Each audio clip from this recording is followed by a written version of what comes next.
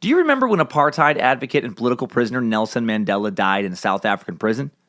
Or how you used to watch Sex in the City? Or how the Monopoly Man wears a monocle? Or how Darth Vader says, "Luke, I am your father," in The Empire Strikes Back? Or maybe Hannibal Lecter saying, "Hello, Clarice," in Silence of the Lambs? Well, if any of this sounds correct to you, congratulations, you're wrong. You got Mandela, my friend. That's the Mandela Effect, a term coined by paranormal researcher Fiona Broom in 2010, used to describe a large group of people, most of whom have never met each other, all remembering an event that never happened. Nelson Mandela was released from prison on February 11th, 1990, died a free man 23 years later on December 5th, 2013. There was never a show called Sex in the City. There was a show called Sex and the City. The Monopoly Man never wore a monocle. Maybe you're thinking of that little Planters Peanut dude. That little chicken-legged bastard. He did. Lord Vader never said, "Luke, I am your father." No, he said, "No, I am your father." And Hannibal Lecter never said, "Hello, Clarice." Never said it once in 1991, Silence of the Lambs. However, it was so commonly thought that he did, the writers threw that line in 2001's Hannibal just for fun. So why does this happen? Is it some psychological collective misfire to be filed under the phenomenon of false memory syndrome? Or is it what Fiona Broom suggests, real memories of real variations on events that have taken place in an alternate reality? A parallel universe that many of us have visited without even realizing it. Or is it proof of something even weirder than that we're all living in some giant computer simulation, a program so advanced and complex, us lumps of binary code actually think we're real and shit? Find out all this and more in a strange, Twilight Zone-ish edition of Timesuck. You're listening to Timesuck.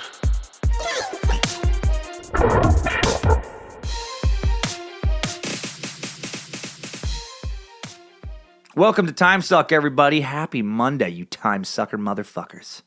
Huge shout-out to those sweet sucking BDMs. Those big dick millionaires from the podcast that started Timesuck, A Mediocre Time with Tom and Dan. Those guys are my podcast daddies. My two podcast dads. And their BDMs have been helping the suck in so many ways from the very beginning. So thanks to all the new listeners also who hopped over from Crime and Sports. Appreciate you as well. Thanks again to Jimmy and James for having me on that wonderful show.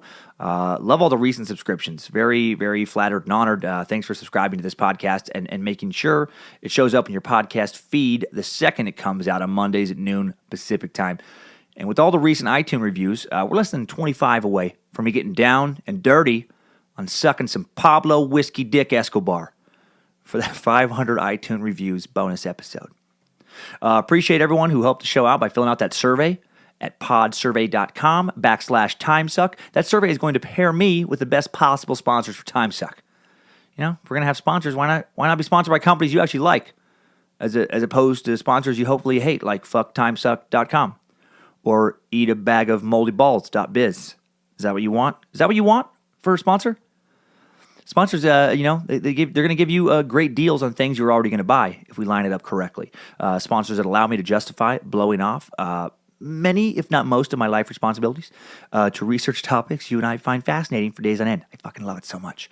We all win when you head to podsurvey.com/Timesuck and fill out that quick survey, and you could literally win a $100 Amazon gift card by taking the time to do so. Also, every time you fill out that survey, every time you do, this is a fact, another fully operating Thetan finds L. Ronald in Scientology heaven.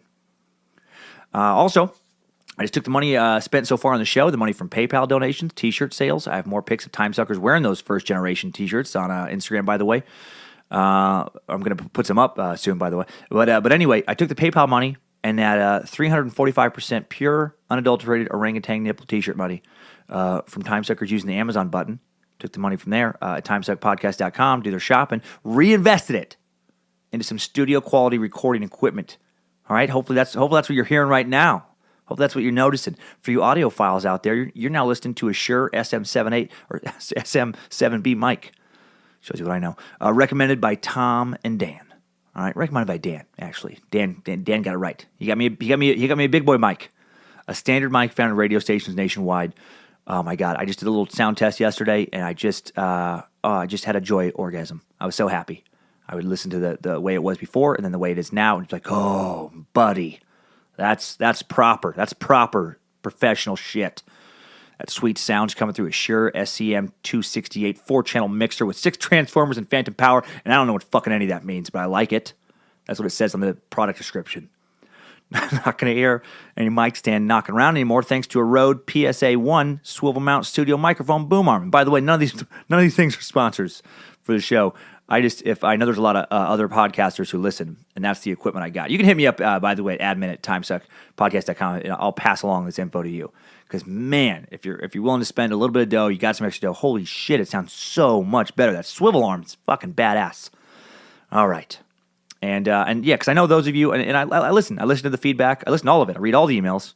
And again, I know that there was some problems for some of you hearing that suck in the truck. Couldn't get the volume up high enough. This should knock that out. Let me know if it doesn't. It should be fucking perfect now. You should be getting that perfect truck suck coming your way. And I also heard your emails about the segment intros, outros coming a little hot. And so I've remixed the Timesuck edit template. Hope it's a smoother ride all around. All right, can't get stale with the suck. You know, got to keep fine tuning it. No one wants that old outdated suck. No one wants a high noon behind a truck stop dumpster suck. They want that midnight penthouse suck with maybe a snack tray. Thanks to all you Timesuckers for pushing so hard for this episode too. I started researching this one. This is the only one I walked away from. I was gonna do Mandela Effect months ago, and then I wasn't ready. I couldn't get my head around it. It's fucking heavy, just crazy stuff. I didn't know if it would work, but the requests just kept coming in. I think it's one of the most requested topics. Timesucker Kyle Serrato asked for this a long time ago on Facebook. Timesuck T-shirt warrior Jason Haney emailed me about it months ago. Timesucker Nate Sky hit me up on Instagram and emailed me about it later. Sam Cray, Mike Vaught, asked to suck Mandela on Facebook. At Guy with No YouTube via Twitter hit me up. Aaron via email. Alex Hurd, Garrett Cooper, Keegan Burkhalter all emailed me. At UndeadMax1313 on Twitter. And a lot more in the past few weeks. So sorry if I didn't name you. You ask enough, you know, it gets bumped up to the front of the suck line. And I ended up loving this one. This ended up being one of my favorite sucks. So let's get into it right after a quick few Timesucker updates.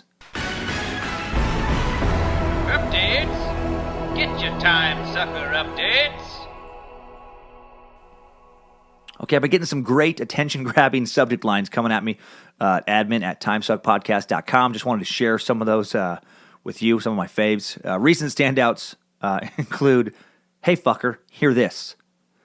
Another one, insert witty or dickish subject line so this catches your eye. Nurse, whiskey, laudanum, saw. All right, that was one. Hey numbnuts. I like it. Succinct, direct. Another one, even more succinct.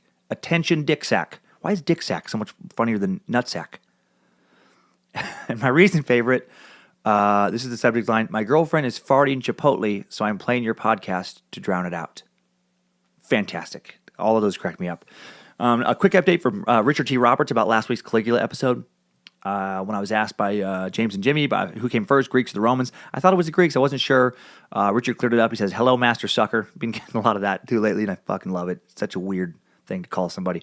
I have a Timesucker update for you. From everything that I've been reading, ancient Greece did come before ancient Rome. And so ancient Greece started around 1100 BC. And taking a quick look myself, ancient Greeks were definitely dicking around over there in southern Europe before the Romans. Their timeline, you know, it's who knows exactly how long they're over there, but they were definitely doing shit hundreds of years, a couple centuries before Rome. So thank you, Richard, for that. And finally, a cool personal update on Timesuck episode 20, Insane Asylum Tales from Timesucker Lee White. He emailed me a little bit ago about a trip he and his wife took to West Virginia 3 years ago when they went on a tour of the asylum I spoke about at length in that episode, the Trans-Allegheny Lunatic Asylum in Weston, West Virginia. Here's an excerpt from Lee's message. He says, quote, one experience excited me greatly and might have made my pants darker. I was lining up a shot, he's taking some pictures, of a wheelchair against the peeling paint walls. There was a staircase about a foot behind me. My wife and the tour guide start talking about some noises coming from a room in front of us. As that is happening, I hear someone running up the stairs behind me. As the footsteps got closer, I felt air rush by me. Needless to say, I was startled. The guide exclaimed, what the hell was that? I just said, fuck. There's about 18 U's in that one. I like it. What made the rest of the tour even creepier was that a huge thunderstorm started outside shortly after. I got to see the room where Dean, the guy that had the bedpost shoved through his head, was murdered. I mentioned that in the episode. Fun fact, the guys that killed him jumped on the bed multiple times before the leg post crushed Dean's skull. Oh my God. That's a bad way to go. Other than the haunted deal, I took away some other interesting facts. Let's do a top 5. I love it. Number 1, some divorces were hard to obtain, so husbands wanting to divorce would drop their wives off at the asylum. Once admitted, the court would allow the divorce. Oh, that's fucking brutal. Number 2, many patients were able to wander the town of Weston. Nurses and orderlies would go out each evening and round up the wandering patients. What a weird place to live that would be. You know, just every afternoon, you just get a couple severely mentally ill people or people who just, didn't want to get a divorce, wander through town.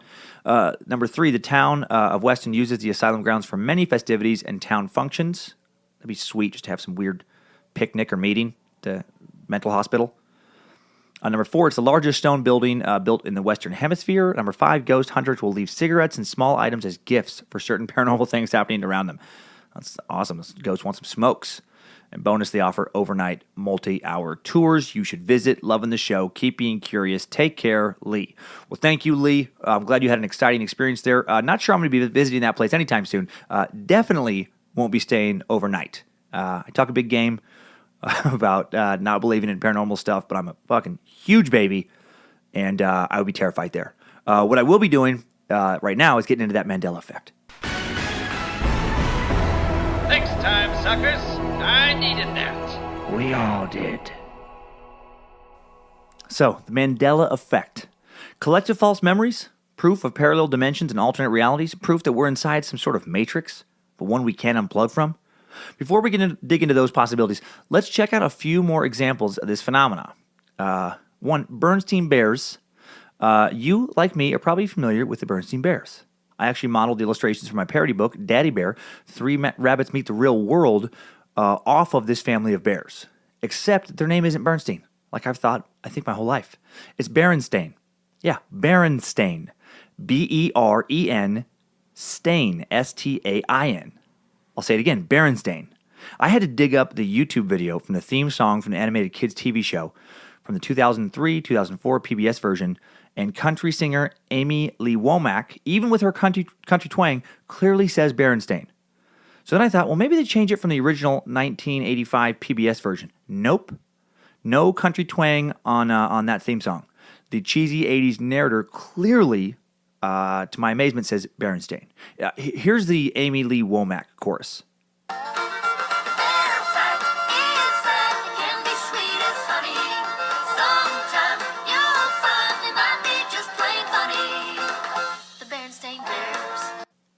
All right. So, see, she says Berenstain. Now, here is the 1985 original version. Berenstain Bears. We are the Berenstain Bears. Mama, sister, brother. We appreciate each other. If your mind is a little blown right now, I get it. It doesn't feel right to me either. It doesn't feel right at all, and we're not alone. Here are some YouTube comments from very upset Bernstein Bears fans. Listen to the Womack version. Top most popular comment just says, Bernstein. And then, I watched every episode, all caps. The next comment I read says, also in all caps, I swear to the Lord it was always Bernstein. Or how about also in all caps, I watched this as a child, it was my show, it was Bernstein. And my favorite is, it said Bernstein in the beginning. That one's my favorite because of the name of the YouTube channel that left this comment. It's Illuminati Confirmed. Yeah, the Illuminati Confirmed. Looking for those Illuminati signs, such as the Bernstein Bear theme song. First comment on the 1985 version is, nobody in the effing world said Berenstain Bears. It was always Steen, as in Berenstain. The New Earth is a damn lie. I love New Earth. I didn't know that's where we were living now. And then another, this one says, this is scaring me a lot. I could have sworn it was Bernstein. And then my favorite comment exchange on that video, Donut Dazzler, says, where did all you Steen people come from? When I was growing up in the 70s and 80s, I only ever heard it pronounced Stain. Not once did I ever hear anyone say Steen. To which Justin Load replies, this will sound crazy, but we may have come from a parallel Earth where it was in fact Bernstein for all of us.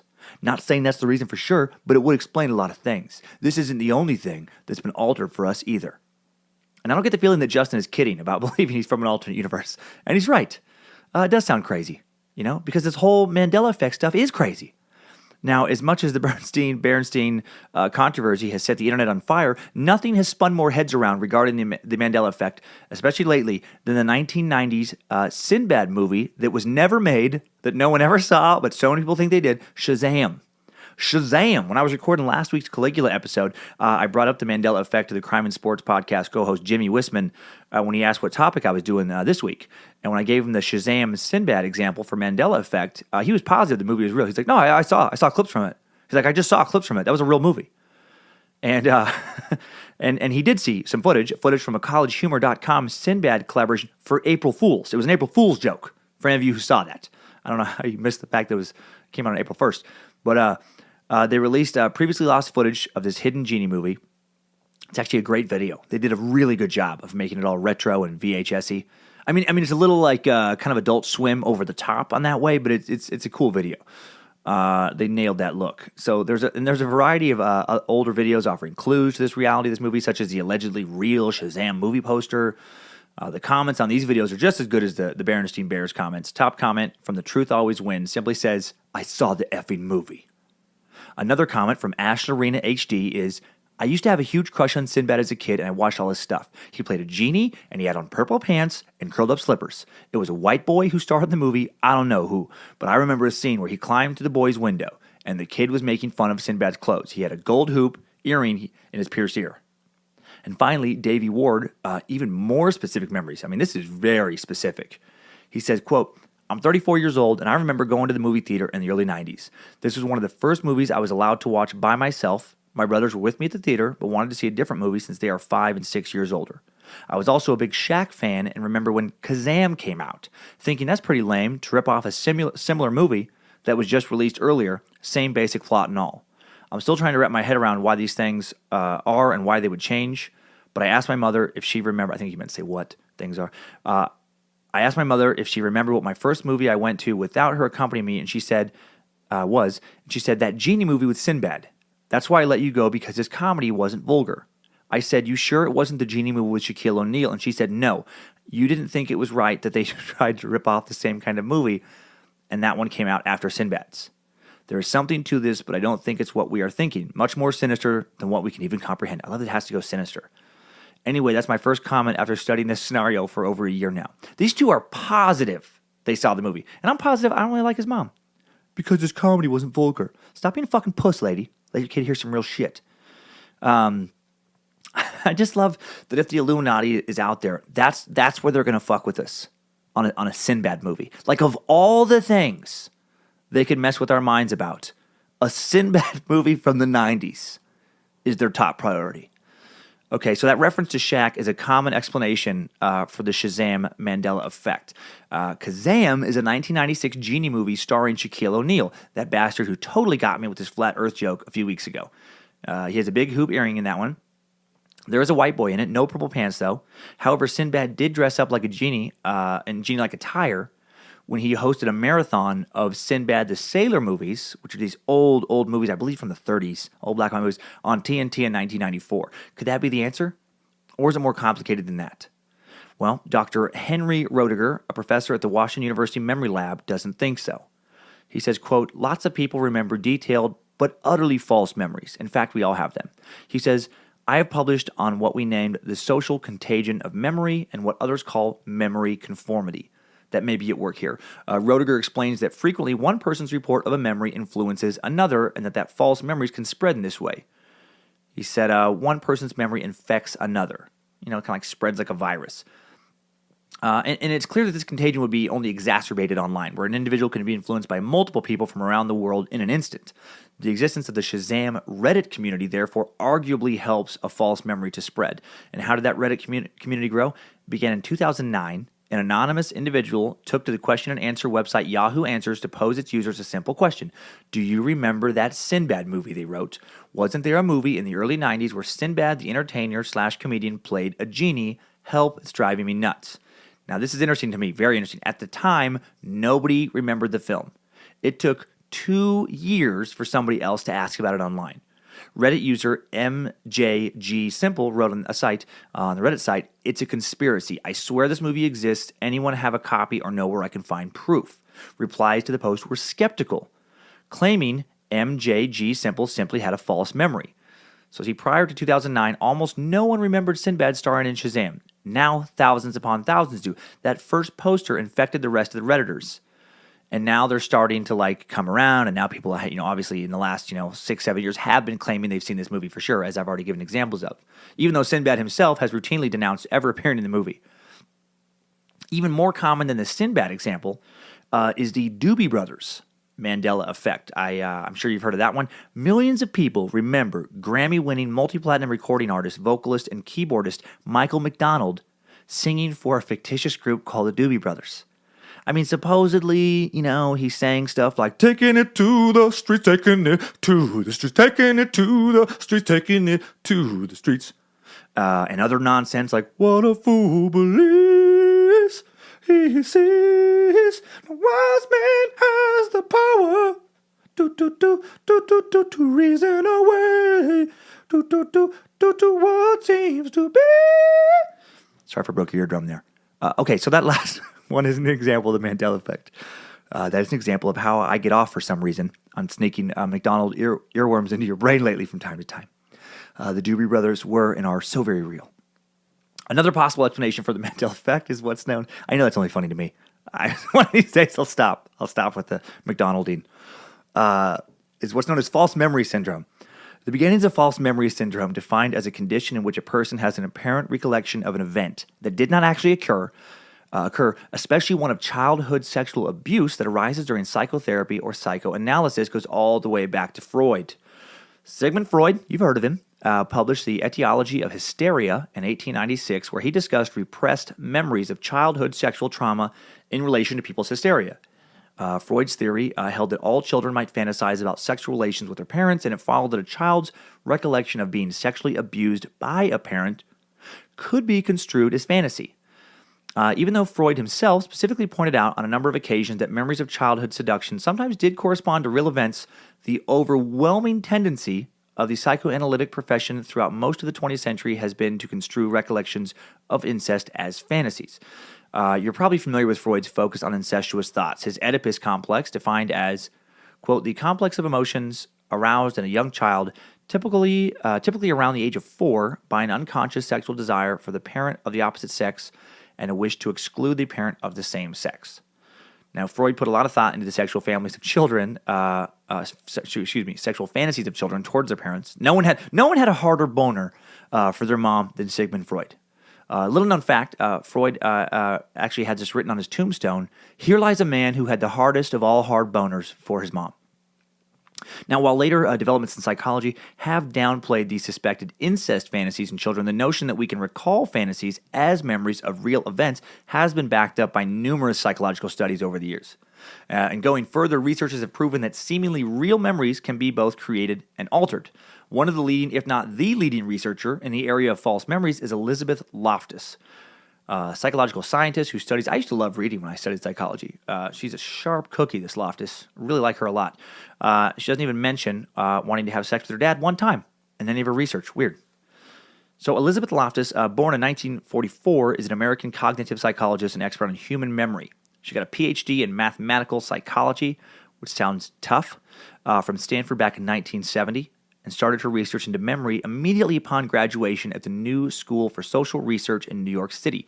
And she's done fascinating research ever since, like the crash study. The crash study she did with John Palmer in 1974. 150 participants were shown a video of a car crash and then randomly assigned into 3 conditions. Those in the first condition were asked the same question as the first study using the verb smashed. The second group was asked the same question as the first study, replacing smashed with hit. The final group was not asked about the speed of the crash cars at all. Loftus and Palmer then asked the participants if they had seen any broken glass, knowing there was no broken glass in the video. The responses to this question had shown that the difference between whether broken glass was recalled or not heavily depended on the verb used.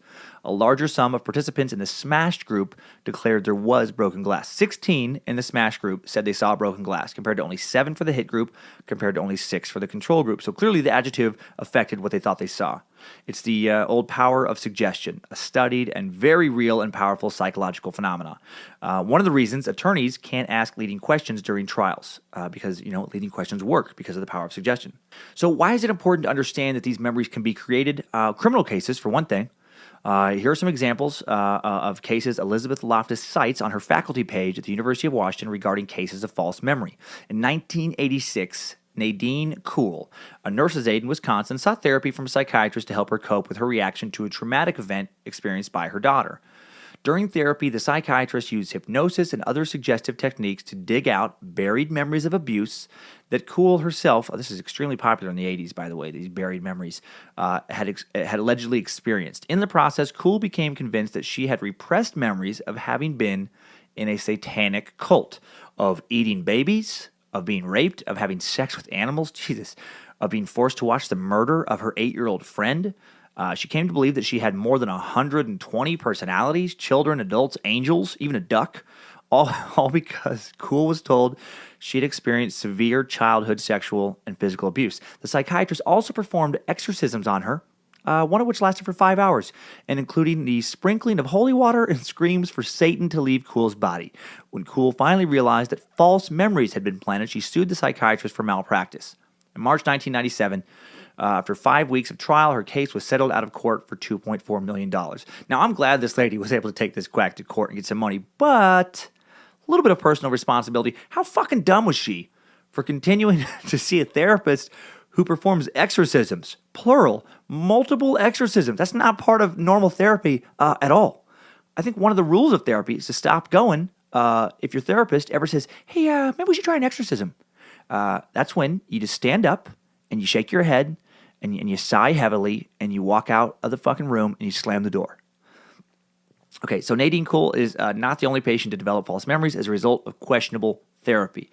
In Missouri in 1992, a church counselor helped Beth Rutherford to remember during therapy that her father, a clergyman, had regularly raped her between the ages of 7 and 14, and that her mother sometimes helped him by holding her down. That's not traumatic at all. Jesus Christ. Under her therapist's guidance, Rutherford developed memories of her father twice impregnating her and forcing her to abort the fetus herself with a coat hanger. The father had to resign from his post as a clergyman when the allegations were made public. Later, medical examination of the daughter revealed that even at the age of 22, still a virgin, hymen intact, never been pregnant. The daughter then sued the therapist, received $1 million settlement in 1996. I hope she split that money with her dad. Jeez, he's the one who everyone thinks is a fucking creep now. An allegation like that never goes away. Then there's the case of Steve Titus, a case Elizabeth refers to in a 2013 TED Talk titled How Reliable Is Your Memory? Great TED Talk, by the way. I love those. On October 12, 1980, a female hitchhiker was raped. Police described the rapist as 25 to 30 years old, driving a royal blue car with temporary license plates and cloth seats and having a beard. The rape was reported to have taken place at 6:45 p.m. The victim walked to a nearby house and after approximately 10 minutes of conversation, called the police at 7:22 p.m. There were tire prints found near the scene which matched that of a Michelin XYZ tire, which was standard on 1981 Honda Accord LX cars, a model that was first sold in September 1980. The victim reported that there was a large brown folder in the car and the rapist wore a three-piece suit. So she had a lot of very specific memories. Well, Seattle restaurant manager Steve Titus was pulled over and then arrested on his way home from a romantic dinner with his fiancée. So, during the timeline just described, he was out to dinner with his fiancée. He was 31 years old. He was later identified by the victim after police presented her photos of various suspects, and she pointed at Steve and said, "That one's the closest." That's what she said. That one's the closest. Like the rapist, he had a beard. He had a new car, a royal blue Chevrolet Chevette, so not the same car. It had neither Michelin tires nor cloth seats. The car did apparently have a large brown folder, which Titus later claimed was planted in the car by police. He didn't have any suits. But during the trial, when the prosecution called the rape victim to the stand, she now said, quote, "I'm absolutely positive that's the man." She remembered definitely, without a doubt, being raped by Steve Titus. Well, psychologist Elizabeth Loftus, she's living in the Northwest. She is familiar with this. She hears about it. She argues at the trial that the victim had elicited a false memory of the attacker due to be a biased lineup presented by the police, who, used the power of suggestion to get her to remember this. Her perceptions had been changed throughout the process of going to court through cues, which created this false memory. At trial, prosecution testimony was changed and evidence of innocence was explained away by prosecution experts and law enforcement officers. As a direct result, Titus is wrongly convicted of rape in the first degree, a crime that carries with it a mandatory prison sentence. So now he's in prison for a crime he didn't commit. He reaches out to investigative reporter Paul Henderson of the Seattle Times. While incarcerated, Titus's new attorney, Jeff Jones, whom Titus hires to pursue an appeal of his conviction, was able to convince the trial judge to grant a new trial based upon evidence developed by Henderson, arguing that Titus' trial attorney had ambushed by surprise testimony which directly contradicted evidence contained in the Port of Seattle police investigative report. Subsequently, as a result of good police work by a local municipal officer, who had been following the new articles in the case, a lead was developed to a new suspect. The lead was followed up by the King County Police Department, whose investigation led to the arrest of Edward Lee King, a.k.a. Max Smith, who eventually confessed to the crime. Max Smith, serial rapist, thought to have committed 50 rapes in that area alone. Titus was then, of course, set free after less than a year in prison. However, his life was ruined for fucking ever. He lost his entire life savings with all the court costs. He lost his job. He couldn't get it back, couldn't get hired by another place. He became so consumed with bitterness and anger about the whole situation that his fiancée left him. And then when he sued the Seattle court system, he ended up dying of a stress-related heart attack at the age of 35, all because of false memory. And imagine how the rape victim feels. She sent an innocent man to jail and ruined his life, all because she was victimized not once but twice. She was victimized first by rapist Max Smith, and then she was victimized again by some shitty detectives doing some lazy fucking detective work. But these aren't the only people who've had their lives ruined by false memories. All right, let's talk about Satan. All right, let's talk about the devil. Let's talk about Beelzebub, the prince of darkness, the fallen angel, Old Nick, the tempter, the master of hell, Rush Limbaugh, Richard Simmons. Let's talk about Martha Stewart. Okay, those last three nicknames were a stretch. But it turns out Old Satan has a lot to do with the discussion of false memories. Have you ever read Michelle Remembers, an autobiographical account published in 1980 of one woman remembering years of ritual satanic abuse as a child? Well, if not, don't. It sounds fucking terrible. Michelle Remembers chronicles author Lawrence Padster's therapy in the late 1970s with his longtime patient, Michelle Smith. In 1973, Pazder first started treating Smith at his private psychiatric practice in Victoria, British Columbia. In 1976, when Pazder, I fucking hate his name, P-A-Z-D-E-R. I'm sorry if your last name is Pazder, but I don't like it the way it rolls off the tongue. He was treating Smith for depression related to her having had a miscarriage. Smith had a session where she screamed for 25 minutes nonstop. Sounds very dramatic. And eventually started speaking in the voice of a 5-year-old. Over the next 14 months, Pazder spent over 600 hours using hypnosis to help Smith recover alleged memories of satanic ritual abuse that occurred when she was 5 in 1954 and 1955 at the hands of her mother, Virginia Proby, and others, all of whom Smith said were members of a satanic cult in Victoria. So Pazder stated that Smith was abused by the Church of Satan, which he states is a worldwide organization predating the Christian church.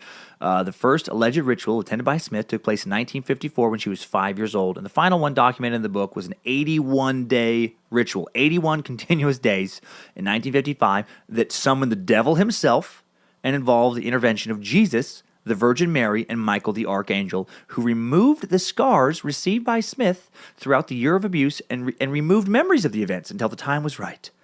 Because that's what God does. He doesn't prevent the abuse from happening. He just comes in and is like, fuck, okay, she's 81 days. That's enough. That is enough.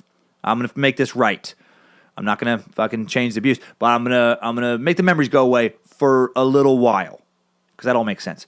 During the rites, Smith was allegedly tortured, locked in cages, sexually assaulted, forced to take part in various rituals. She witnessed several murders, rubbed with the blood and body parts of various murdered babies. Always murdered babies. After Smith had seemingly recovered her memories, she and Pazder consulted with various church authorities, eventually traveling to the Vatican itself. Sounds a little crazy, right? Almost too crazy to be true. That's because it is. The book was completely discredited almost immediately on publication with anyone with fucking half a discerning eye.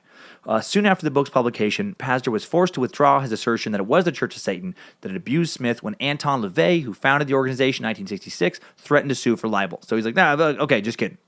As pointed out by Smith's father in a 1980 interview, the book failed to make any mention of Smith's two sisters, Cheryl and Tertia, or that Pazder and Smith, both Catholics, had divorced their spouses and married each other. Just kind of skips over those parts. You know, where was her fucking two sisters during all this 81-day abuse? The Daily Mail, a UK journalism publication, did an independent investigation in 1990 and found that other than Pazder and Smith, everyone else around them described the events Michelle remembers as, quote, the hysterical ravings of an uncontrolled imagination. Former Canadian detective constable Charles Ennis, also an investigative journalist and author, pointed out further inconsistencies in 2002. He noted that it seemed highly unlikely that a sophisticated cult that had secretly existed for generations, one that, you know, connect the dots actually goes all the way back to pre-Christianity, existed, especially given that some of them had supposedly cut off one of their middle fingers in some sort of black mass ritual. That was part of the book, too. These people they would cut off the part of their middle finger in some fucking crazy ritual. So how did no one in the town notice that all these prominent fucking citizens are missing part of their middle finger? And how could the cult hold elaborate satanic rituals in the Ross Bay Cemetery unnoticed, given that Smith claimed she was screaming, and given that the Ross Bay Cemetery is surrounded on three sides by fucking neighborhood? What, all these neighbors just didn't notice this 81-day ritual taking place over there? Also, a look into Smith's elementary school records found no indication of her being absent from school or missing any lengthy period of time, especially 81 days. It's just hysterical nonsense. Some fucking quack of a therapist who should have been discredited for even attempting to publish his horse shit in the first place had the fucking hots for one of his patients. He has an affair with her. They go on to be together for the rest of their lives, an affair that ended both their marriages. Another reason to never let him counsel again, by the way. Huge no-no in the counseling world, fucking your patients. He feeds and empowers this emotionally vulnerable woman's imagination. I'm guessing with leading questions. Padsol himself had recently returned from Africa before meeting her, where he'd heard rumors of some satanic cannibalistic cult, right? Because everybody in the jungle is a fucking cannibal, according to these fucking idiots. He had the devil on his brain, nonsense on his brain, and he feeds that narrative to this person with mommy and daddy issues.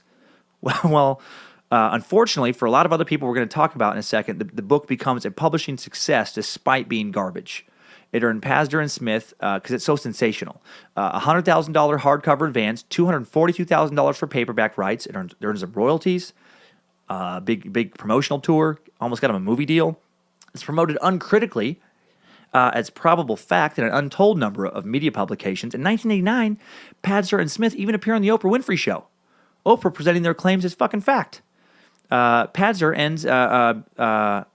becomes an expert, in the 1980s satanic hysteria craze that his own book most likely created. How fucked up is that? He creates hysteria and then becomes an expert on that hysteria as if it's fact. That shithead even appeared on the first major news report on Satanism, broadcast on May 16th, 1995 by ABC's 2020. So this book becomes woven into the zeitgeist. The zeitgeist being defined, that defining spirit or mood of a particular period of history. It's embedded in the cultural subconscious of Christian Americans. It's literally their worst fear. Satan worshipers molesting and or killing their kids. Well, also in the early 1980s, new mandatory reporting laws concerning child abuse are implemented, and because of this, there is a large increase in child protection investigations in America, Britain, other developed countries, along with a heightened public awareness of child abuse. And before social workers understood the power of false memory syndrome, social workers used leading and coercive interviewing techniques when talking to the alleged children of abuse. I think you see where this is going. All right, they're making kids who were never abused believe they were abused and needlessly destroying families. And then on top of making kids believe they were molested when they weren't, they start making kids believe that they were abused by various satanic cults. Around this time, childhood memories of similar satanic abuse begins to appear in the psychotherapy session of adults all over the fucking place. There's more talk of satanic abuse on TV. Remember when we talked about the paranormal stuff in the alien episodes? Where it's like, one little UFO sighting leads to a whole bunch of them? This is the exact same shit. One satanic story leads to a fucking 1,000 satanic stories. And everybody starts remembering being satanically abused as kids. I guess they just needed fucking attention or something. And this leads to one of the worst examples of people's lives being ruined, the McMartin preschool trial. This is so fucking sad. So, this is the saddest. In 1983, accusations against the McMartin preschool, a family-ran daycare in Manhattan Beach, California, which is a beautiful little South Bay fucking community, in LA. Oh, it's so peaceful and pretty there. I love Manhattan Beach. It would become the most expensive criminal trial in U.S. history for the time. It ended up costing over $15 million. It would last all the way till 1990, from 83 to 1990, when all the charges are finally dropped after numerous lives are permanently fucking ruined. 1983, Judy Johnson, mother of one of the Manhattan Beach, California preschool's young students, reports to police that her son had been sodomized by her estranged husband and by McMartin teacher Ray Buckey. That is a heavy accusation, man. Jesus. Ray Buckey was the grandson of school founder Virginia McMartin and son of administrator Peggy Martin Buckey. Well, Johnson's belief that her son had been abused began when her son had painful bowel movements, and what happened next is very disputed. Still disputed. Some sources state that at the time, Johnson's son denied her suggestion that his preschool teachers had molested him. Based on what we're going to find out about her in a second, I'm guessing strongly that's the case, that he was like, what are you talking about? Others say he confirmed the abuse. I don't think he confirmed it. I think he was pressured by his mom, and you're going to see why in a little bit. In addition, Johnson also made several more accusations. Check these out. Including that the people at the daycare had sexual encounters with animals, that Peggy drilled a child under the arms, that satanic rituals were performed, and this is the best one, that Ray flew around in the air. He fucking flew around. You hear what I'm saying? He flew. He levitated. Shortly after making these accusations, Johnson was diagnosed with and hospitalized for acute paranoid schizophrenia. Of course she was. Of course she was. And she's talking about people flying around at the satanic daycare. And in 1986, she was found dead in her home from complications of chronic alcoholism before the preliminary hearing fucking concluded. How the fuck is the trial not over at this point? She was a drunk schizophrenic. Are you kidding me?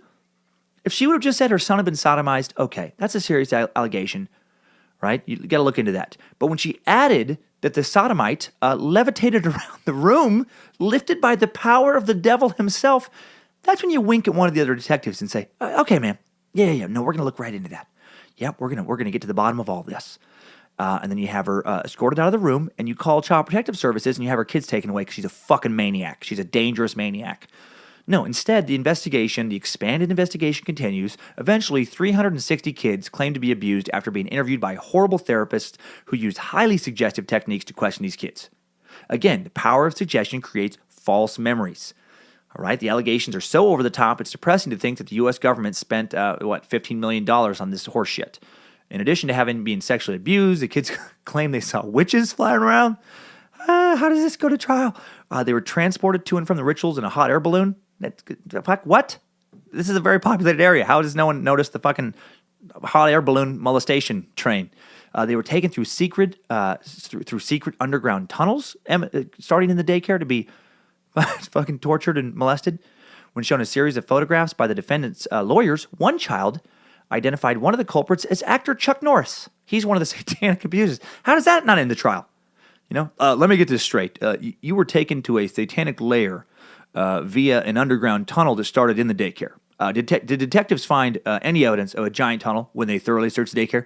No, they didn't. And where was Chuck Norris when these crimes allegedly occurred? Oh, he was filming Bowflex infomercials with Christy Brinkley. Okay. Case dismissed, and none of you shitheads are ever allowed to accuse anyone of anything ever again until the day you easily manipulated fucking morons die. What the fuck was this superstitious bullshit? Why was it entertaining in the first place? Witches, satanic rituals, floating around in a room? I wish we could have a giant meeting where everyone in the entire nation meets out in the Midwest, center of the country, maybe somewhere in Nebraska. All right, over somewhere around Kearney, Nebraska, where there's room for everybody. And, I would just love to go to a podium and be like, anyone who believes in witches, demonic possession, satanic child molestation cults that conjure the actual devil, flat earth, lizard Illuminati, or any number of other secret or paranormal groups pulling all the strings of society, please raise your hands. Okay, you superstitious fucks, you stay right here in the cornfields where you belong. The rest of us are going to head back to our rational lives and keep evolution moving forward. All right, more allegations. There was claims of orgies at car washes. Oh, my God. And airports, right? Because no one would notice that. Oh, man. Reports of children being flushed down toilets to secret rooms. What cartoons are you watching? Where you get these ideas? You're flushing kids down secret toilets? How much money do these daycare people have to come up with a secret toilet trapdoor? And then they're cleaned up, and then they're presented back to their parents. They flush them down a fucking secret toilet to a torture room where a guy floats around in a Satan costume and molests them. And then then they put their clothes back on and be like, all right, let's get back to your parents. Some interviewed kids talked of a game called Naked Movie Star, suggesting they were forcibly photographed nude. Then during the trial, testimony from the kids states that the Naked Movie Star game was actually a rhyming taunt used to tease other children. What you say is what you are, you're a naked movie star. Fucking children's rhyme gets by these overly active imaginations transformed in some weird child pornography thing. Oh my God. Despite all this, despite all the obvious signs that this case should be dismissed, despite cases like this, forever ruining any faith I have in our fucking government, this dog and pony show actually goes to trial. On March 22nd, 1994, Virginia McMartin, Peggy McMartin, Bucky, Ray's sister Peggy Ann Bucky, and teachers Marianne Jackson, Betty Raydor, and Babette Spittler. All these fucking fine people who probably just love kids to death. They want to dedicate their lives to helping little kids. Are charged with 115 counts of child abuse, later expanded to 321 counts of abuse involving 48 kids. Daycare providers, all right? These allegations alone have destroyed their careers forever. The small business has been irrevocably damaged, shutters its doors. Of course it does. Lives are over before the trial even begins. Well, then cut to 1990. Ray Bucky is the last defendant to be acquitted.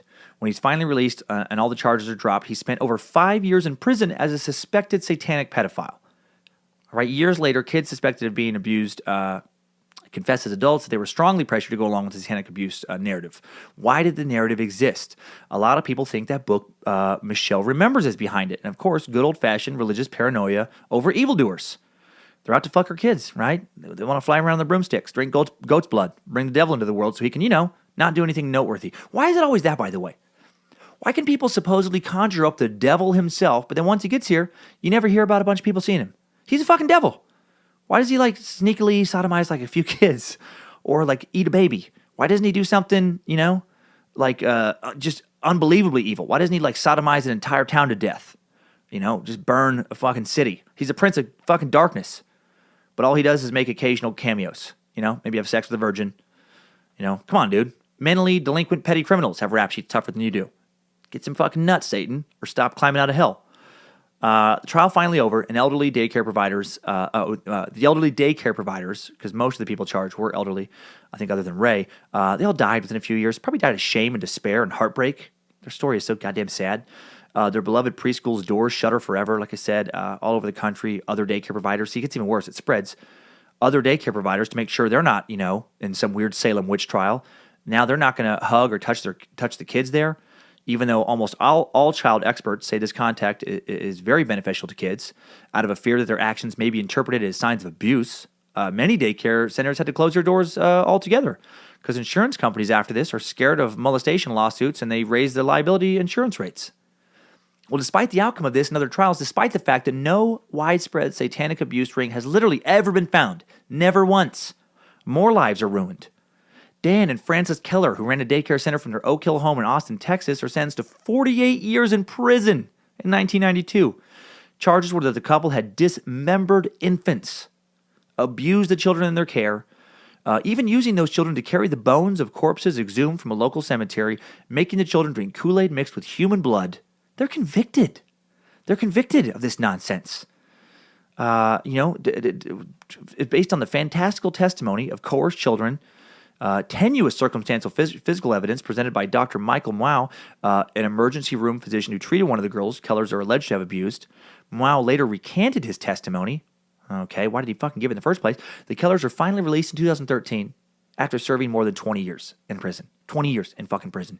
2 lives completely and utterly destroyed because some hysterical moron became convinced you were A, a Satanist, B, part of a satanic cult, and C, use your satanic cult to ritually abuse children.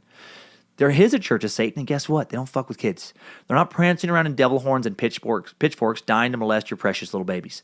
No, they're basically people who think Christianity is ridiculous, that there is no God, and that this life should be worshipped. They're atheists who like to play dress up and have rituals. Rituals that don't require human sacrifice. But that's too boring, I guess, for idiotic fundamentalists. I fucking hate religious fundamentalists, just of all kinds. I would literally rather have my kids grow up to be heroin junkies than to be religious fundamentalists. Heroin, way less addictive, in my opinion, than superstitious stupidity. Man. More things change, man. Okay, and still, satanic molestation rings are feared. despite none of this shit ever being true. November 2014 article in the UK's Guardian opens with, quote, exclusive. Charities claim that the satanic abuse of children is rife, screamed the headline in the Express on Sunday earlier this month.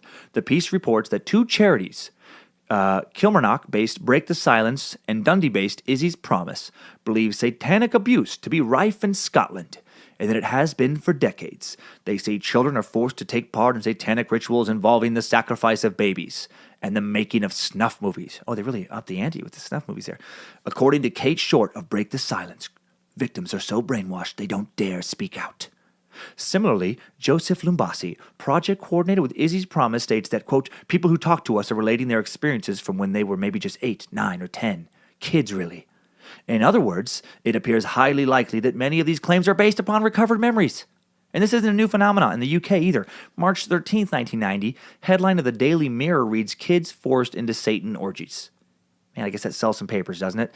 The National Society for the Prevention of Cruelty to Children had reported that satanic abuse was widespread in the UK. Their office should be fucking closed down. Fucking idiots.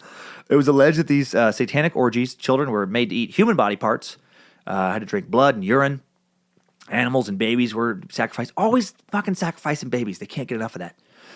It was always so preposterously over the top, man. Why do they always go so extreme? And they ate babies, and they made babies eat other babies. And then some of the babies grew horns and locked arms and danced an evil jig that raised Beelzebub from the bowels of hell, where he shit in a baby's mouth. And then he made that baby have a demon baby. And then he ate the baby with a side of orphan liver and washed it down with a goblet of baby nun's blood. What the hell? An investigation ensued, and guess what? Nothing. Of course nothing. It's always nothing. Investigations have produced no evidence, no bodies, no bones, no bloodstains, nothing. This negative conclusion was echoed 4 years later by Jean Lafontaine, Emeritus Professor of Anthropology at the London School of Economics. Her official inquiry into claims of satanic abuse had investigated 84 alleged cases in the UK between 87 and 92. Nothing from any of those. No evidence. Why no evidence? Because mysterious satanic occults featuring respected community leaders hidden in dark cloaks, sacrificing babies and fucking kids are no more real than shape-shifting space lizards living in tunnels beneath us and mating with world leaders to control the human race. It's paranoid, delusional, sensationalistic, imaginative, dangerous nonsense. And I think if you make claims of this nature against somebody and it turns out they did nothing wrong, you, the hysterical fuckface who made the claim, should go to prison for as long as the people who lied were going to be sentenced. Right? Like if you make up and somebody that you made up some claims about was going to end up going to prison for 20 years if found guilty and it was all bullshit, you go to prison for 20 years. Lives are ruined over this nonsense. Last note on that, no British snuff film was ever discovered by authorities, ever. So is the Mandela Effect some type of widespread version of this obviously very real phenomena of false memory syndrome? Well, believers in a paranormal explanation, they don't think so. They say, for one thing, that the believers are spread out all over the world. They don't know each other. They don't work or go to the same daycare together. They're not part of the same trial. They're not coerced by the same prosecutors. That's a weird. Prosecutors sounds like a weird website for like single, single 40-something female prosecutors. Prosecutors.com. It'd just be like a bunch of women just trying too hard to look sexy on like stairways and stuff. They make good money, but they just can't find a man. I don't know why all that just came up in my head. But anyway, excuse me. None of this has anything to do with the devil. So if it isn't false memory syndrome, how could people from all over the world, in some cases, all incorrectly remember the same thing in the same way? Okay. I actually stopped recording for a second there because I literally just set up this fucking studio. You heard me at the beginning. So proud of this. I'm one step away from the final evolution of this podcast where I'm going to have my own studio, and now I want it so goddamn bad because I set all this shit up in my house, and then I swear to God, like Murphy's Law, giant fucking truck next door, giant fucking truck with the beep, beep, beep backing up my neighbor's roof. They're gonna start roofing like right now, motherfucker, man. I fucking can't win. Trying to record. This is why I got to keep moving the suck forward, man. This is why I got to get sponsors so I can get a goddamn studio in a fucking quiet place and not be bothered with this nonsense. It's so annoying. All right, so distracting. So sorry if you hear some beeps. I was going to wait it out, but apparently they're going to be there all fucking goddamn day. It's probably, you know who it is? It's Satanists. It's satanic. They fucking felt in the universe that I was, or no, actually, wait, I was kind of defending them in a weird way. No, it's the people who believe in the satanic ritual cults. They're like, yeah, you're going to talk bad about it? Well, we're going to fucking hire the biggest truck that you've ever seen, and we're going to back it up into your neighbor's driveway over and over again because we're fucking morons who apparently this is their first day on the job, the first time they've ever backed a truck up. All right. Sorry for all that. Parallel universe hypothesis. All right. This brings us, let's talk about that. Alternate realities. The explanation for Mandela Effect provided by Fiona Broom, coiner of the term and host of the website MandelaEffect.com. Now, Fiona says that, quote, many of us speculate that parallel realities exist, and we've been sliding between them without realizing it. Wonder how she means, how many she means by many. Like many is in her and 9 other crazy friends who play an inordinate amount of World of Warcraft and consciously budget for incense, or like thousands. Anyway, she says that so far the 2 leading theories are that we're, quote, sliding between parallel or similar realities, or that we're visiting holodecks, and maybe in one right now that have some glitches. So let's take a look at these 2 theories of Fiona's. First off, with the sliding one, she says, when I talk about parallel realities and sliders, I often refer to the Sliders TV series. It aired from 1995 through 2000 and was an innovator in presenting alternate history themes. And then she provides more info about the show. Sliders is an American science fiction television series. It was broadcast for 5 seasons, beginning in 1995, ending in 2000. The series follows a group of travelers as they wormhole to slide between different parallel universes. And then she opens it up with some comment boards. Are you fucking kidding me, Fiona? One of your theories is based entirely on a little-known sci-fi 90s American TV show. That's like basing belief in extraterrestrial international conspiracies against the human race entirely on the X-Files. It's not a documentary, you moron. It's a made-up TV show. All right, let's see if our next theory is any better. Please, God, let it be better.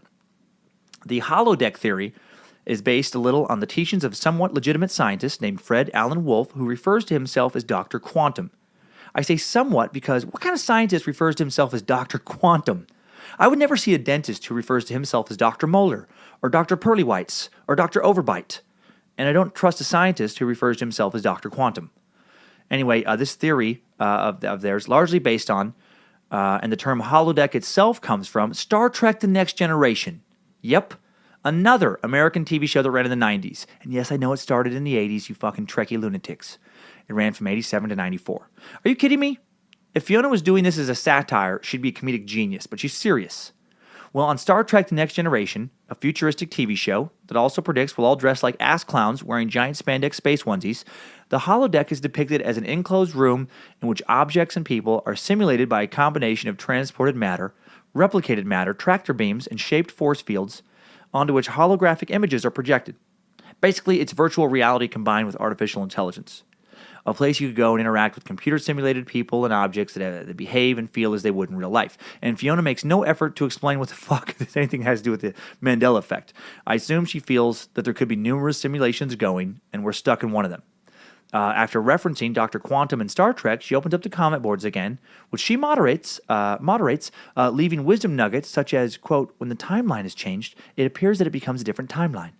That is, we don't necessarily need to worry about a blunder during time travel that could completely alter our history. Instead, that blunder would create a different timeline, leaving the original one intact. Apparently, she's working on another theory she'll be using, based on Quantum Leap, another 90s American sci-fi show, which is great, by the way. I always love Quantum Leap. So that's Fiona's thoughts. And when you go to her bio at FionaBroom.com, she has 2 websites at least. Fiona herself describes herself as Fiona Broom is an author and researcher studying topics related to ghosts, fairies, and alternate history, also known as the Mandela Effect. Yep, you heard that right, fairies. I think that damages her credibility a little bit. We got Dr. Quantum, and we got a fairy researcher. If you'd like to read one of her books, because you feel like you've been a bad person and need to punish yourself, you can pick up a copy of Ghosts, What They Are and What They Aren't, or you can get a copy of A Beginner's Guide to Hunting in Haunted Cemeteries that just came out last year. Apparently 2009's Ghost Hunting in Haunted Cemeteries, a how-to guide, was too advanced for some cemetery lurkers. And out of the goodness of her heart, she wrote a beginner's guide For those not ready for the advanced techniques of hiding behind tombstones, or buying a Ouija board at Target, or dressing all in black and walking around at midnight with only a candle to light your way to the spirit world like a silly asshole. No books on fairies yet. Guess she's still wrapping up her research. Finding the right 90s TV show to reference. Probably deep into the first few seasons of Buffy the Vampire Slayer right now. Okay, so if the answer is parallel universe / alternate reality, someone not named Fiona Broom is going to crack that case. They're going to crack that nut. All right. Another theory jumps off from the holodeck theory, and it's 2003. It's a 2003 academic article published by Oxford philosopher Nick Bostrom, who did not base his research on Star Trek or any other TV show, strangely enough. Nick proposes that, and you may have to rewind and listen to this again because it's going to be heavy. This is what scared me off Mandela Effect from the first time, stuff like this. Okay, this is what he says. He says, quote, "At least one of the following propositions is true. 1. The human species is very likely to go extinct before reaching a post-human stage. 2. Any post-human civilization is extremely unlikely to run a significant number of simulations of their evolutionary history or variations thereof. 3. We are almost certainly living in a computer simulation. It follows that the belief that there is a significant chance that we will one day become post-humans who run ancestor simulations is false, unless we are currently living in a simulation." So what I gather from that is that he believes human consciousness will eventually be able to be placed within inorganic matter, i.e. a computer. Think of those Westworld robots. And then at some point, once humanity has transferred this conscious, kind of like the 1992 sci-fi movie, The Lawnmower Man, one of my favorites in high school, with all this, what's with all this 90s sci-fi stuff, by the way? Anyway, at some point, after we're in the machine, organic humans will eventually go extinct, leaving our tech behind. Only our tech. By the way, as if this stuff isn't heavy enough, I have to record this stuff before going on the plane, so I have to do it now. It's like the neighbors. They're like, can we get the truck louder? Can we get 3 trucks over here right now? Can we get 3 trucks to work on the roof? Do you have an air compressor? Do you have 10 air compressors that we can run? Can we surround the neighbor's house with air compressors and loud trucks? These fucking assholes. We're probably going to have a screaming contest. But let's have a screaming contest right now. That'd be fun with the neighborhood. Okay. So anyway, at some point after we're in the machine, organic humans will eventually go extinct, leaving only our tech behind. A tech that will, as he says, not likely be interested in running holodeck-like simulations on humans, who humans used to be. But if they do for some reason choose to run these simulations, we're probably living in one of them. It's heavy stuff, man. And basically, Mandela Effect believers who point to this explanation believe that essentially Mandela effects are glitches in the simulation. There are these glitches that kind of prove that we are in a simulation. So Nick elaborates. He says, quote, "Let us suppose for a moment that these predictions are correct.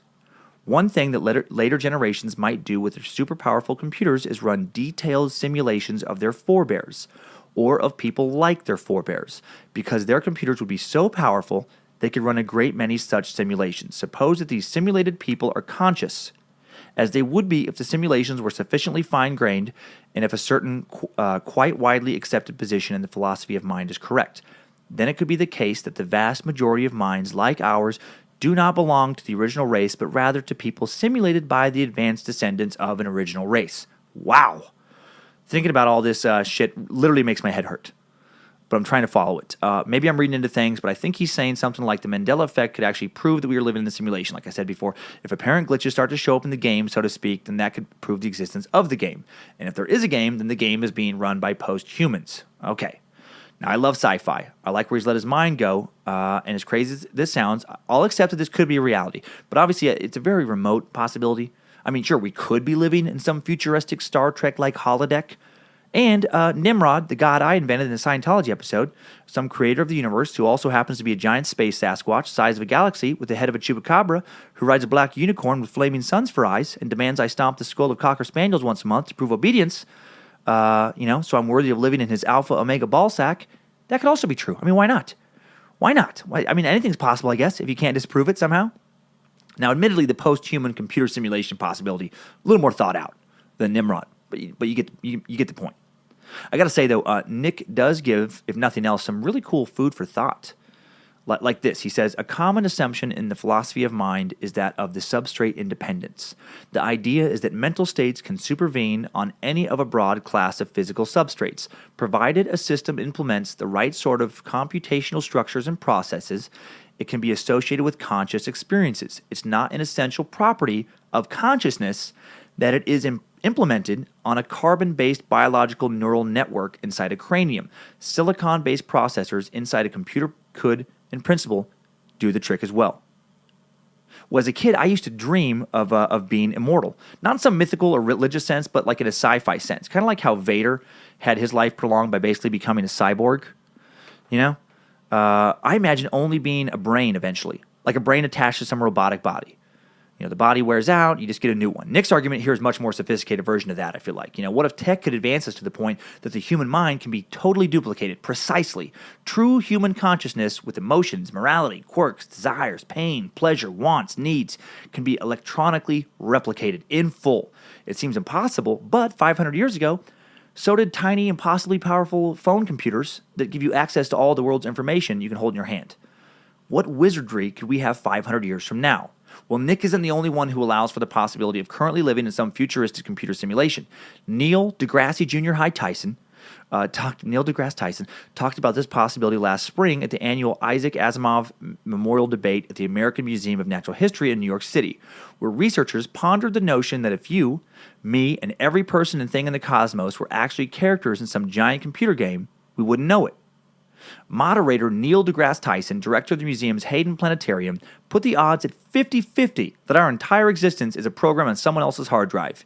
He says, quote, I think the likelihood may be very high. He noted the gap between human and chimpanzee intelligence, despite the fact that we share more than 98% of our DNA. Somewhere out there could be a being whose intelligence is that much greater than our own. He says, quote, we would be drooling, blithering idiots in their presence.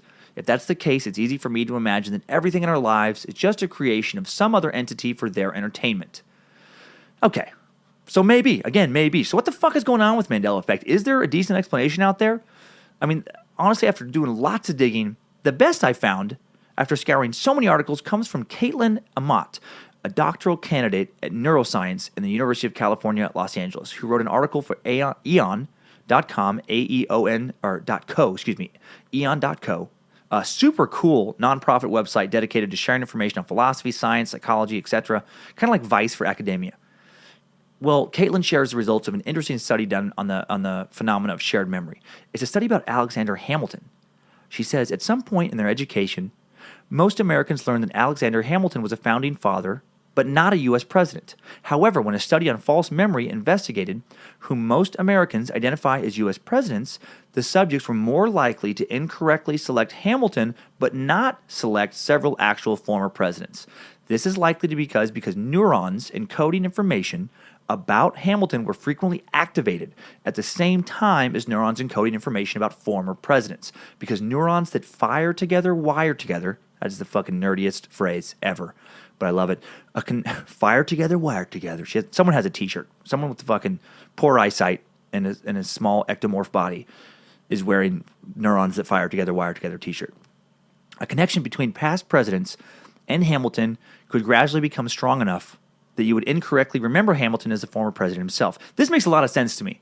I know I have believed that Alexander Hamilton was a U.S. president at various points in my life. Actually, if I'm going to be honest with myself, I think right before doing this research, I thought Alexander Hamilton was one of our presidents. I did think that. It makes sense to me because I thought that, because I learned about Alexander Hamilton when I was learning about George Washington, Thomas Jefferson, all those guys doing the same shit as Hamilton was. I think I used to think Benjamin Franklin was a president too, for the same reasons. Now check out how Caitlin breaks down why so many people might remember seeing Sinbad, the genie movie, Shazam, that never existed. She says, twin films with similar concepts being released around the same time were common in the 1990s. Sinbad had a different movie out the same year called First Kid, which, like Kazam, involves the hero coming to the aid of a wayward boy. And Sinbad had also previously released House Guest, 1995, the poster for which has an image of his head coming out of a mailbox, perhaps abstractly resembling a genie emerging from a lamp. Sinbad is an Arabic name. The story of Sinbad the Sailor is often associated with encounters with gypsies. Sinbad's bald head and goatee resemble a typical genie portrayed in the media. Sinbad also dressed up like a genie for a movie marathon he hosted in the 90s, which almost certainly contributed to the memory of Sinbad playing a genie. Besides, similar associations laying the groundwork for a false memory to form, the other main factors in this instance are confabulation and suggestibility. So she explains that. If Shazam never existed, how does he have such a detailed memory of the movie? Talking about this Redditor. This is most likely an instance of confabulation, or the brain's attempt to fill in missing memory gaps by adding fabricated facts and experiences. Unlike lying, confabulation is not intended to deceive, and the person confabulating fully believes that the remembered details are real. Confabulation is associated with a wide array of neurological disorders, including stroke, brain injury, Alzheimer's, Korsakoff syndrome, epilepsy, schizophrenia, but it can also happen in healthy subjects, as anyone with the memory of President Hamilton can attest. Instances of confabulation in healthy people increase with age and are thought to be due to age-related changes in the medial temporal lobe, including the hippocampus and the prefrontal cortex. These brain regions are important for memory encoding and retrieval, and fMRI studies over the past decade suggest the decreased function in these regions underlies false memory. And a third force driving the Mandela effect is suggestibility, the tendency to believe what others suggest to be true. When misinformation is introduced, it can actually compromise the fidelity of an existing memory. This is exactly why in a court of law, an attorney can object to leading questions that suggest a specific answer, which I talked about earlier. In short, the leading question, do you remember the 1990s film Shazam that starred Sinbad as a genie, which was posted on Reddit, not only suggests that such a film actually exists, but could even insert a false memory on those having read the question. Fucking well played, Caitlin. Game, set, match. Holy shit, that was great. After researching Elizabeth Loftus's research into false memory syndrome, where time and time again groups of people have gone to jail or had their lives ruined by people remembering outlandish shit because someone suggested it to them, or they have a good imagination, or because they read about it somewhere and it lodged into their subconscious and then came out years later, some sort of repressed memory, it really makes it obvious to me that memories can be created. The powers of confabulation and suggestion are real. Talking about that confabulation, my wife and I have argued countless times over some situation where she knows for sure something happened one day. I definitely remember it happened a different way. Each time we do this, one of us ends up being right, and only one. But she's positive she's the one who's been right most of the time, while I know I've been right most of the time. You know, obviously we both can't be correct there, but both of us remember things. You know, I'll remember putting away the dishes someday. She says I didn't. I'll remember it. I know exactly the way I did it. But maybe I'm just using confabulation to kind of build that memory from previous times putting away the dishes. That's a real thing the brain can do. You know, in various circumstances, creating the initial false memory, and then like, you know, the web, places like Reddit, galvanizing some loose collection of similar memories into one. How could we all remember the same thing incorrectly? Kind of movement. It makes a lot of fucking sense to me. Man, Caitlin Amott's breakdown reminds me of Dr. Henry Rodiger's breakdown at the beginning of this Timesuck. You know, one person's memories infect others as kind of memory virus. To me, that explains Mandela Effect. It makes much more sense than various alternate reality theories based on 90s TV. Makes even more sense than futuristic post-human computer simulation theory, as cool as that is, by Nick Bostrom and Neil deGrasse Tyson. You know? So there you go, man. I feel good now, despite the fucking idiots next door ruining my first time recording my new equipment. I was like a kid on Christmas morning. And then someone fucking took a shit on my presents. But whatever, man. We did it. I feel like I got a good handle on this Mandela Effect situation. And mostly I feel good thanks to Elizabeth Loftus, Henry Rodiger, Caitlin Amott. Thanks to your research. No thanks at all to Fiona, Fairy Hunter Broom. And now it's time for a recap. Timesuck Top 5 Takeaways. Number 1, in the last couple of decades, multiple daycare providers have had their businesses go bankrupt and have gone to prison for either being suspected of or being found guilty of sexually abusing children as part of a satanic ritual. What are prisons made up of? Born-again Christians and dudes who consider pedophiles the scum of the earth. While the molestation charges were completely false, you know the ass rapes these poor bastards got in prison were all too real. Number 2, Fiona Broom, creator of the term Mandela Effect, watched way too much sci-fi in the 90s and thinks there is a good chance the Mandela Effect can be explained by the TV show Sliders. The only thing Sliders actually proved is that many TV execs are in fact idiots. Check this out. Fox aired certain episodes from seasons 1 and 2 in a different order than originally scripted to best capitalize on potential ratings-winning episodes, completely fucking up the serialized continuity of Jerry O'Connell's most successful TV show since Camp Wilder. For instance, the timer is first set to count down not in the pilot episode, but in Summer of Love. But since Fox aired Fever right after the pilot episode, many viewers were left confused as to why the slider suddenly had to leave within a very specific period of time that hadn't been explained to them. Similarly, the cliffhanger at the end of Summer of Love that's an episode title, leads directly into the opening of the episode Prince of Wales, which Fox had actually aired a week earlier. It's fucking ridiculous. You know who wasn't confused by all of that? Fiona goddamn Broom. All part of some typical alternate universe shit for her. Number 3. Sinbad never appeared in the movie Shazam, and it's not the Bernstein Bears, it's Berenstain Bears. I know it's hard, but if Sinbad himself can accept these truths, and if Stan and Jan Berenstain, creators of the Berenstain Bears can, so can you. Number 4, who knew one shitty book Michelle remembers could leave a legacy of so much pain and confusion? L. Ron Hubbard, that's who. Michelle remembers doesn't have shit on the destructive legacy of Dianetics. Number 5, just to be clear, just to be absolutely clear, the Doobie Brothers were and are totally real. They've sold over 40 million albums to date, were inducted into the Vocal Group Hall of Fame in 2004.